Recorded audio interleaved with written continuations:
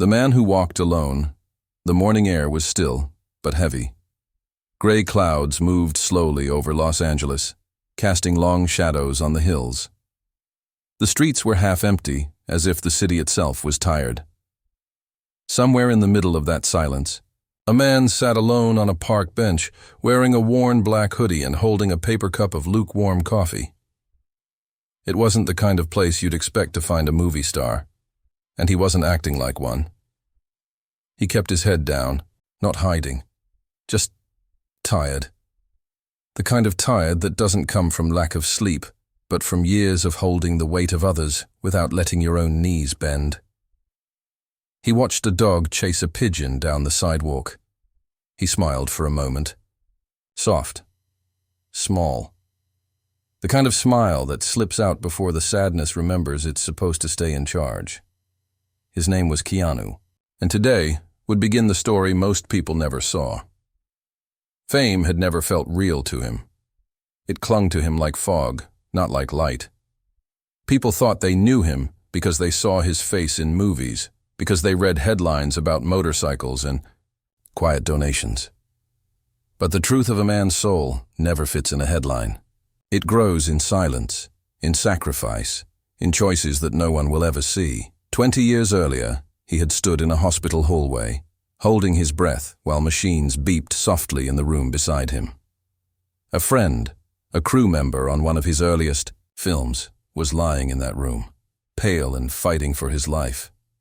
The man had a rare illness, one that came without warning and moved too fast. Insurance wouldn't cover all the treatments. The studio wouldn't help.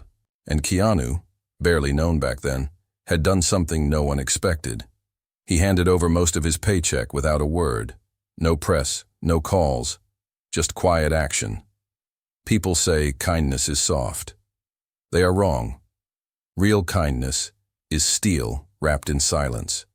That day stayed with him, not because of the money, but because of how the man smiled when he got better. A smile that said, "I didn't know someone would fight for me." That kind of smile changes you. But life doesn't hand out rewards for good deeds. It tests you instead. In the years that followed, Keanu rose, slowly, then suddenly. Action films, iconic roles, red carpets. Everyone wanted a piece of him, and yet he kept walking through it all with the same quiet step. He didn't own a mansion. He rode the subway. He gave away millions without blinking. People called it mysterious, but to him it was simple. If you have more than you need, you help someone who doesn't. But no one knew what he carried behind those calm eyes. Behind the scenes, grief had written itself into the chapters of his life. He had lost a daughter before she could take her. First breath. Lost a partner to a cruel twist of fate. Loved and lost, again and again. He had learned that time doesn't heal everything. It just teaches you how to live with the echo. And still, he smiled. Still, he gave. Until one day, everything shifted again. It started with a phone call. Nothing unusual, just a name he hadn't heard in years. Marco, a stunt coordinator he had worked with a decade ago. Tough, talented, always smiling. The kind of man who made dangerous things look easy. The kind of man who never asked for help. But now, Marco's voice was weak, trembling. The words were slow and uneven. I didn't know who else to call. Those 7 words pulled Keanu out of his quiet world. Marco had been diagnosed with an aggressive form of leukemia. No insurance, no savings left. Treatments were expensive. Options were limited. He hadn't told anyone else, hadn't wanted to burden anyone. But he remembered something. He remembered what Keanu had done for someone else years ago. Keanu listened, didn't interrupt, didn't offer empty words. When the call ended, he sat in silence for a long time. Then he opened his laptop, called his agent, and did something that would send quiet shockwaves through the industry. He gave up 70% of his salary from his next film. Not as a loan, not with fanfare, just a transfer. Directly to Marco's medical fund. His agent was stunned. "Keanu?" Are you sure? That's millions. I'm sure, he said. He needs it more than I do. But that was only the beginning. As the film went into production, something strange started to happen. Crew members, grips, lighting techs, costume assistants started receiving anonymous bonuses. Envelopes left on tables, hospital bills suddenly paid, rent covered. Food delivered to homes where children hadn't eaten well in weeks. No one knew who was behind it, until someone saw Keanu, after a long shoot, quietly helping the catering crew pack up. Not for show, just helping. Word spread, not as gossip, as awe, but with every kind act, another problem crept closer. This time it wasn't something he could pay away. One evening, while reviewing stunt footage with the director, Keanu noticed something odd, a shadow on the screen, a figure watching from behind the set. It wasn't a crew member. He rewound, played it again. The figure vanished. Must be nothing, the director said. Probably just lighting. But Keanu felt it in his gut. Something was wrong. Over the next few days, strange things started to happen. Someone tampered with the safety rigging. Minor accidents, close calls. A light fixture fell, barely missing a cameraman. At first, people thought it was coincidence.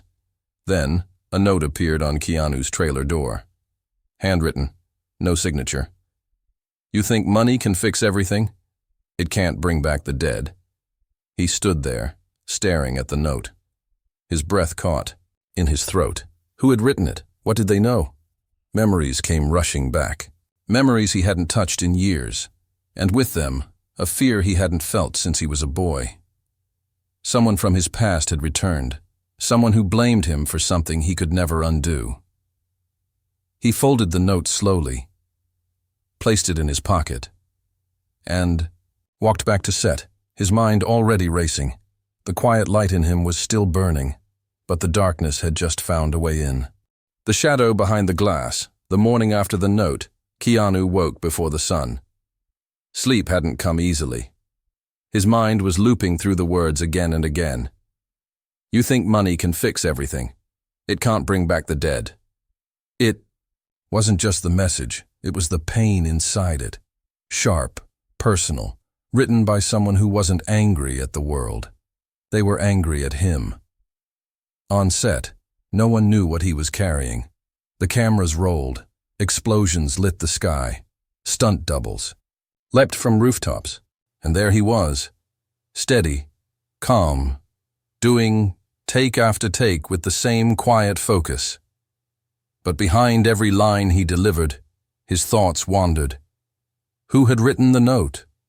How did they know where to find him? What did they want? By lunchtime, the director called for a break. People scattered, some toward the food trucks, others toward folding chairs under shade. Keanu walked to his trailer, hands in his pockets, eyes scanning the edges of the set. He didn't see the figure watching him. But someone was there, just out of sight, just beyond the fence. Inside the trailer, he sat at the small table and opened his notebook. It wasn't a script. It was something older. Pages worn at the corners, filled with memories, sketches, and letters he never sent. On one page, he had written a name years ago, Jason Ryder, and now, without knowing why, he circled it again. Jason had been a stuntman. Wild, fearless, always chasing the next dangerous moment. They had worked together on a film 12 years. Ago. There had been an accident on set. A motorcycle stunt gone wrong. The brakes failed. Jason hit a wall at full speed. His spine snapped. The crew called it a freak malfunction, but Jason's brother never believed that. After the funeral there had been a confrontation, heated words. Grief turned into blame, and Keanu, overwhelmed by guilt he couldn't explain, had stepped back from their world. He sent money for the family, anonymous, but never reached out again. He wondered now, was it the brother? Was this a long shadow reaching across time? As the sun dipped low, the set shifted to night scenes. Wires were checked, lights measured, everything rehearsed. Safety was always top priority. But tonight, something slipped through. The scene involved a rooftop jump. Keanu insisted on doing it himself. The team double-checked the harness, the wire, the pad below. Everything seemed fine until the moment he jumped. For a split second, the world held its breath. Then, the harness snapped. Gasps erupted. Someone screamed. The fall wasn't far enough to kill, but it was high enough to hurt. He hit the pad hard. The air knocked from his lungs. People rushed over. Calls were made. Filming paused. And amid the chaos, no one noticed the small cut in the harness strap, too clean to be accidental. Keanu sat up slowly. His ribs ached. His left hand trembled. But his mind wasn't on the pain. It was on the truth that was now too loud to ignore. This wasn't an accident. Someone wanted him to fall. Back at his apartment that night, he kept the lights off. The city glowed outside his window, but he didn't look at it. He sat on the floor, back against the wall, listening. The hum of the fridge, the ticking of the clock. And beneath it, something else. Silence with weight. He opened his laptop and began typing. Not an email, not a script, a list. Names, places, accidents, connections. The pieces didn't fit yet. But they would, and then his phone buzzed, an unknown number. No caller ID. He answered. Silence. Then a whisper. You were supposed to jump, but you always land on your feet, don't you? The line went dead. He stared at the screen. Whoever this was, they were close. Too close, and they knew him better than he knew them. The next day, he didn't go to set. He drove east, out of the city, toward the edge of the desert. The address came from a stunt coordinator's old records, a house once owned by Jason's brother, Michael Ryder. He hadn't been seen in years. The house was quiet, cracked paint, windows boarded on one side. Keanu knocked. Nothing. He waited, then walked around back. A dog barked in the distance. A lawnmower droned somewhere far away. Then a voice. You shouldn't have come here. He turned. Michael stood behind him, thin, unshaven, eyes sunken. You were supposed to forget, he said. Just like you forgot my brother. Keanu didn't move, didn't speak. You sent money, Michael said. Like that could fix it. Like that could fix me. Keanu stepped forward. I didn't forget. I never did. You did, Keanu. You walked away. The wind picked up. Dry leaves spun across the ground between them. I wasn't ready to face it, Keanu said. But if someone's trying to hurt people now, if it's connected to you, it's not me, Michael said sharply. But it's someone who believes what I used to believe. Someone you helped once. Someone who thinks you owe the world more than you already gave. Keanu narrowed his eyes. Who? Michael looked away. Someone who was on the same set as Jason. Someone who saw the crash. Someone who saw you walk away from it with your name still shining, while the rest of us stayed in the shadows. Keanu felt it then, a name trying to surface in his mind. Someone he had overlooked. Someone with a smile too practiced. But before he could say it out loud, Michael shook his head and turned back toward the house. You don't want to find them, he said. Why not? Michael stopped at the door. Because they don't want to hurt you, Keanu. They want to destroy everything you stand for. The door closed, and Keanu stood alone, the desert wind tugging at the edges of everything he thought he understood, the echo beneath the silence. The rain came in the early hours, soft but steady, like the city was finally weeping for something it had kept buried. Keanu sat by the window, watching the water streak down the glass. The city moved slower in the rain, and for a moment, everything felt smaller, like maybe the world could shrink enough to let him breathe. But the quiet didn't last. In his hand, He held the second note. It had been waiting for him when he returned from the desert. No envelope, no warning, just sitting on his kitchen table, as if it belonged there. No signs of forced entry. The door had been locked, the alarms armed. But someone had been inside. The note was shorter than the first, colder. You saved strangers. Why couldn't you save him? He read it again, and again. The words had no punctuation, no name. But the pain behind them was unmistakable. It was the voice of someone who had waited too long to be noticed. Someone who had mistaken kindness for abandonment. Someone unraveling. Keanu didn't tell the police. He didn't want bodyguards or headlines. He wanted answers, so he went back. To the beginning. He drove to the studio's old storage facility, a warehouse on the edge of Burbank, where decades of production leftovers were kept. Props, gear, even accident reports that never made it into press kits. He still had clearance. No one questioned him. He found the file under a different name. Project Midnight Run. The film Jason had died on. He flipped through the pages, photos of the crash site, diagrams, safety audits. And then he saw it. A name scribbled in pencil. At the bottom of a technician report, Caleb Mercer, assistant rigging tech. The name rang soft bells. Caleb had been quiet, fresh out of school. He kept to himself, always adjusting things in the background, never drawing attention. No one remembered him afterward. He wasn't at the funeral. He didn't return calls. But here was the strange part. His name showed up again. In the rigging report from Keanu's most recent film, 2 decades apart. 2 different names on the surface, but the same handwriting. Keanu stared at the file. The world tilted slightly. It wasn't revenge from the past. It was someone living in the past. Someone who had walked with him all this time, hidden in the background.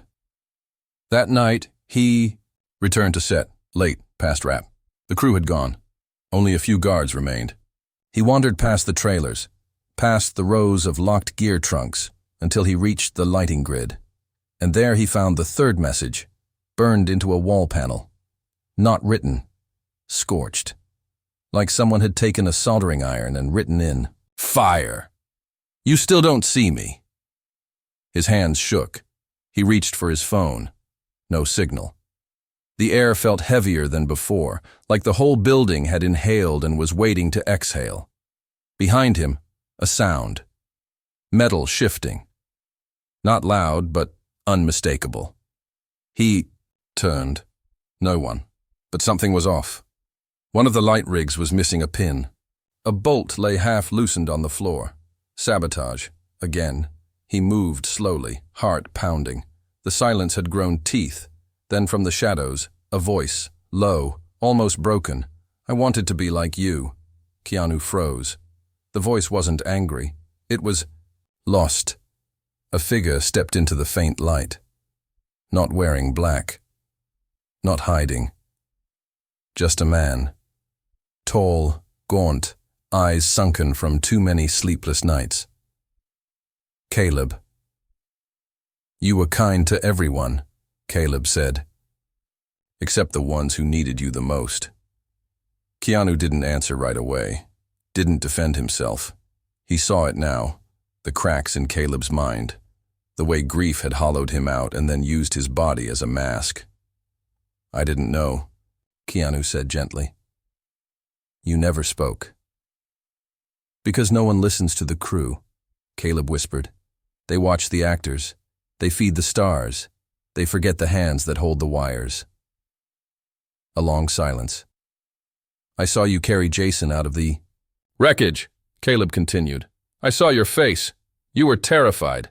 And then you walked away and everyone called you a hero." "But he died." Keanu stepped closer. Not fast. Not threatening. "I wasn't a hero," he said. "I was just trying to save my friend." "You saved the wrong one." The words hit harder than expected. Caleb pulled something from his coat. A small device. A trigger. Wired. Taped. "I could bring it all down," he said. "The whole soundstage. Right now." Keanu didn't move, didn't flinch. "But you won't," he said, "because you didn't come here to kill anyone. You came here to be seen." Caleb's hands shook. His breath caught in his chest. "I don't matter," he whispered. Keanu stepped forward again. "You do matter. You always did. And I'm sorry I didn't see it sooner." For a moment, time stopped. Just two men in the half-light, one trying to reach the other across a canyon of grief. Then, Caleb dropped the trigger. It hit the floor with a hollow click. He crumbled to his knees. Keanu knelt beside him. Didn't speak. Just stayed. And in that silence, something shifted. But even as the danger passed, a new message arrived. This one came not on paper, not in voice, but in the trembling call of his agent the next morning. "Keanu," she said, breathless, "you need to see this. The hospital called. Marco's treatment. There's a complication. They said you should come now." The line blurred. The words echoed, and Keanu, tired and dust-covered, walked out into the rising sun, unaware that the greatest loss was yet to come. The hours we don't get back, the drive to the hospital felt longer than it should have. Not because of distance, but because of everything inside him. Every mile pulled at old memories. Each traffic light felt like a question. He didn't turn on music, didn't speak, didn't blink more than he had to, just hands gripping the wheel, knuckles pale, the city rushing past without seeing him. At the intersection before the hospital, he stopped even though the light was green. He watched an old man help his wife cross the street. Their steps were small. Their hands didn't let go. He waited until they reached the curb before driving again. Some part of him needed to see something hold. Marco's room was on the 5th floor, cancer wing. Everything smelled too clean, like the air itself was trying to scrub away what it couldn't fix. Nurses moved quietly, like they were afraid to wake something they couldn't name.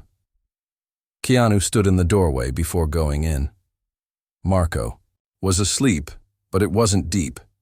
His face was thinner. His skin looked like paper pulled too tight. Machines blinked beside him, rhythmic, faithful, fragile. A nurse noticed Keanu and gave a small nod. He nodded back. Words felt like noise here. He sat down beside the bed without a sound. After a while, Marco stirred. "You made it," he said, voice sandpaper soft. "Of course," Keanu said. Marco smiled, slow, crooked, not tired, accepting. "I thought you'd be filming. This is more important." A long silence. Then Marco looked at him. Really looked. "I'm scared, man." Keanu reached for his hand, held it, firm but gentle. "Me too." And there it was. Not courage, not comfort, just truth. The kind that doesn't fix anything but somehow makes it bearable. Marco closed his eyes again, but his hand didn't let go. Outside, the rain had returned. The city leaned into it, as if it knew some things couldn't be outrun. Keanu stayed through the night. No cameras, no headlines. Just a chair that was too hard and a clock that ticked too loud. Sometime around 3 a.m., he stepped out to get water. When he returned, there was a folded note on the side table. His name was written on the front. His heart sank. Not fear, dread. He opened it. "You gave him time, but not enough. You always leave before the end." There was no signature, but this. Note was different. It wasn't angry. It was full of sorrow. Someone else had been here. He looked around the room. Nothing broken. Nothing out of place, except his breath. He asked the night nurse if anyone had come in. She checked the logs. No visitors recorded. No camera footage. Security had been down for maintenance for 2 hours. "Sometimes people slip through," she said, "especially when they don't want to be seen." That line stayed with him. Back at the bedside, Marco stirred again. "Who was here?" Keanu asked softly. Marco's eyes opened, unfocused, but he smiled. Someone said they used to work with us on Midnight Run, said you'd understand. Caleb, Marco shook his head.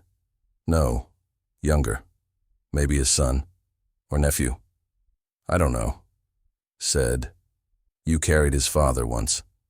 Said he never forgot. Keanu's heart cracked open in a new way. A son? The pieces turned. Again. What if Caleb wasn't the end? What if someone else had picked up where he left off?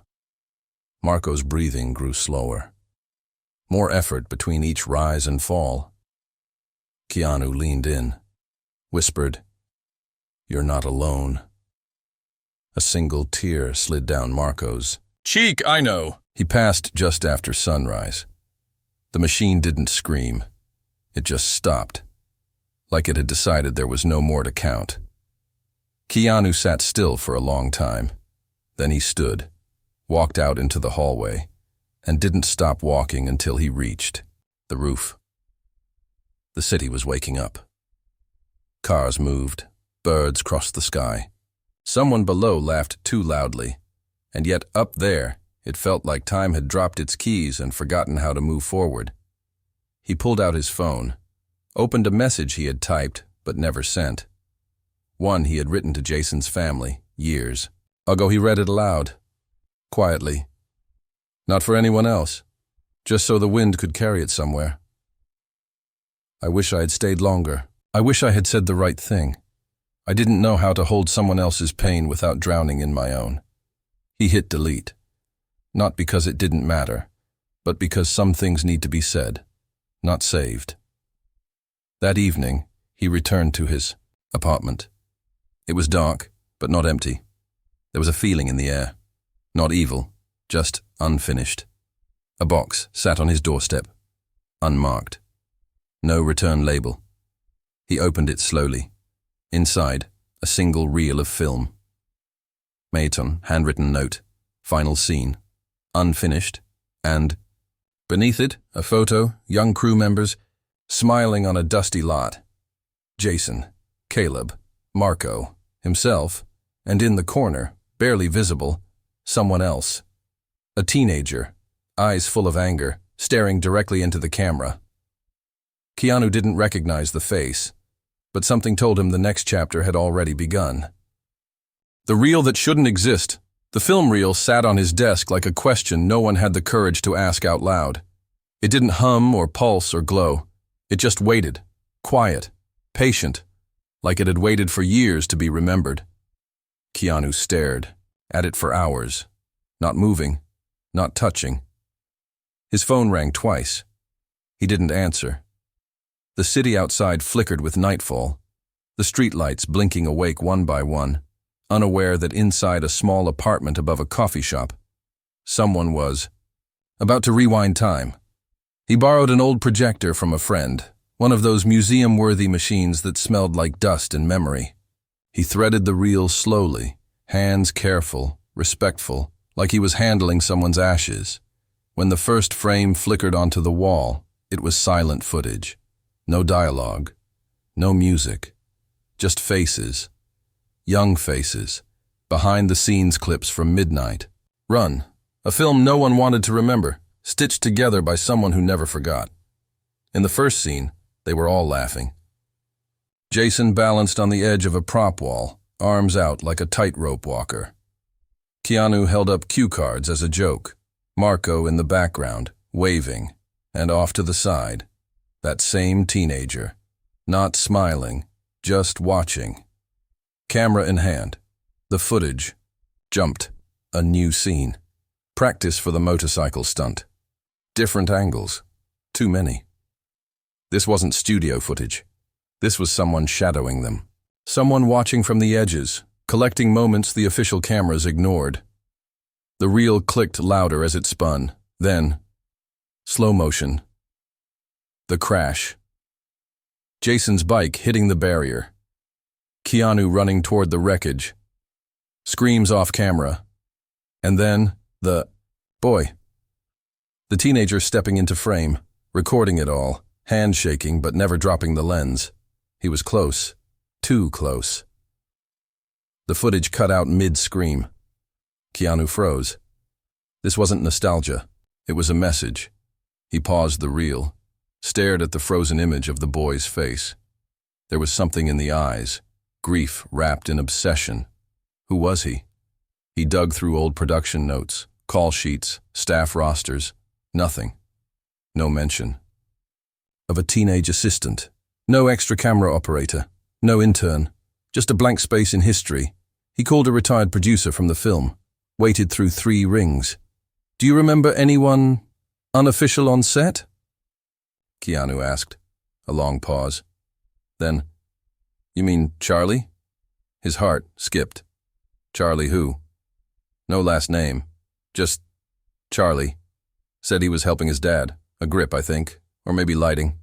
Small guy. Quiet. Always had a camera on him." Keanu pressed harder. "Do you know what happened to him?" Another pause. "No one ever saw him after the accident. He just stopped showing up. And then the producer said something Keanu couldn't forget. He filmed everything. Even stuff we didn't know about. Someone said he stayed behind after rap every night, filming the shadows." That night, Keanu did not sleep. He watched the reel again, frame by frame, looking for signs.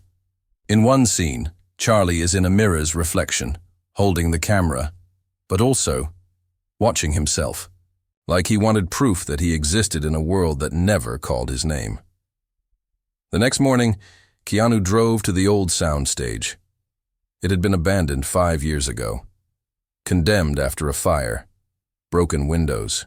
Rusted gates. Nature clawing its way. Through the cracks, he found the main door unlocked. Inside, dust danced in the shafts of sunlight. Old lights hung like skeletons from the rafters. And in the center of the room, an old folding chair facing an empty wall. On it, a tape recorder. He pressed play. A voice came through. Low, unsteady, familiar, but older. "I watched you carry him, Keanu. I watched you hold his hand, and then the rest of us disappeared. You left. You moved on. We stayed in the wreckage." A pause. "This place is my memory. You forgot us, but we never forgot you."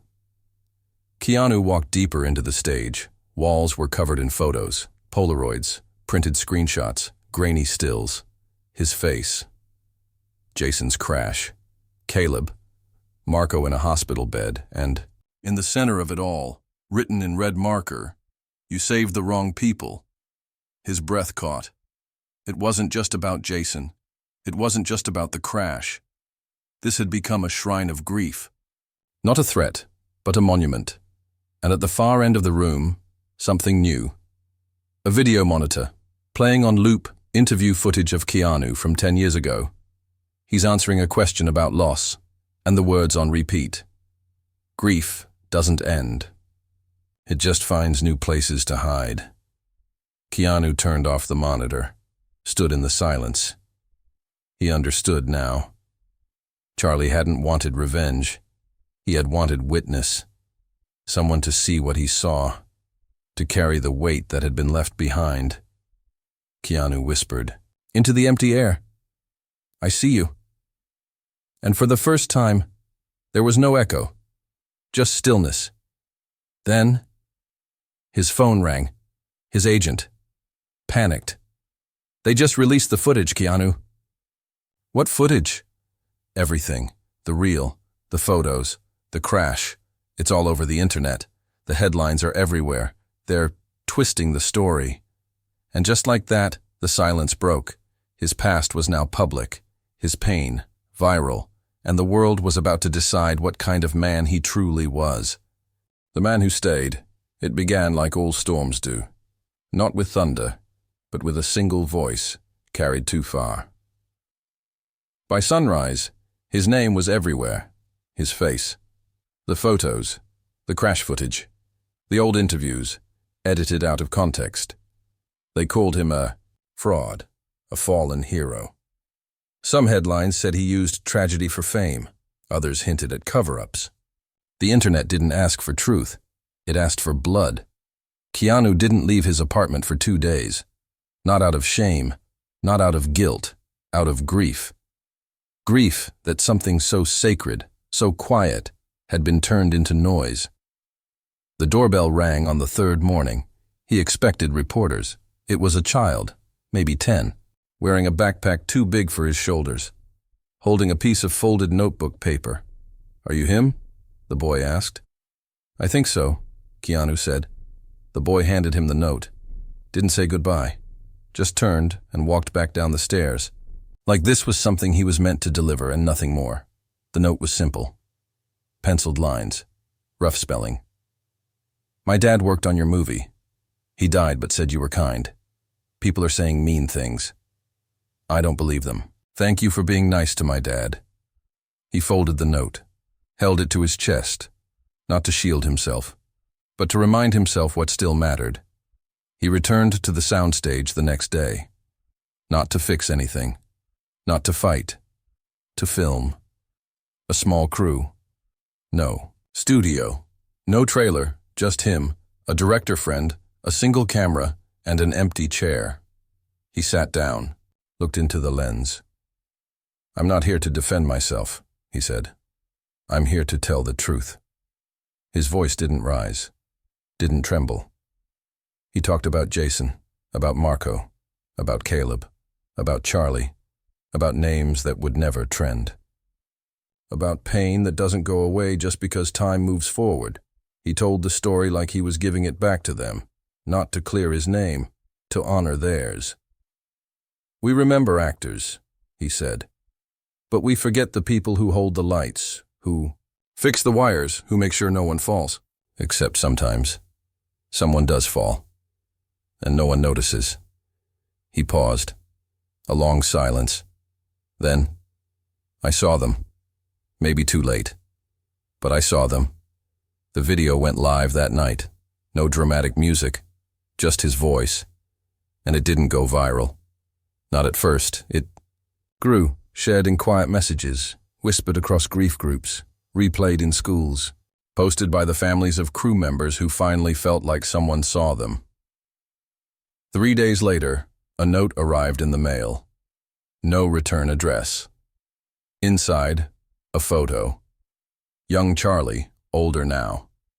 Face more worn. Eyes softer. On the back, "Thank you for staying." Until the end, Keanu read the message 3 times, not because he didn't understand, because he finally did. He spent the following months behind the camera, producing stories about the unsung crew members, telling the histories that had gone unwritten, setting up scholarships for the children of stunt workers. Silent gifts. Nothing with his name on them. He returned to acting, slowly. Not as a star, as a man who had learned to speak when the lights went off. One evening, years later, after a small independent film premiere, a woman approached him. She held an old reel case in her hands. "It belonged to my brother," she said. "He was lost for a long time, but your story helped me find him again. Thank you." Keanu took the reel, held it like he'd been handed a piece of something broken that still remembered how to shine. He didn't cry. Not then, not until he got home, played the reel and saw the final frame. A message scratched into the film strip itself. "We see you now." He paused the projector, left the frame glowing on the wall, and sat beside it, quiet. No words, no sound, just the soft flicker of light dancing on his face, steady, kind, and still burning.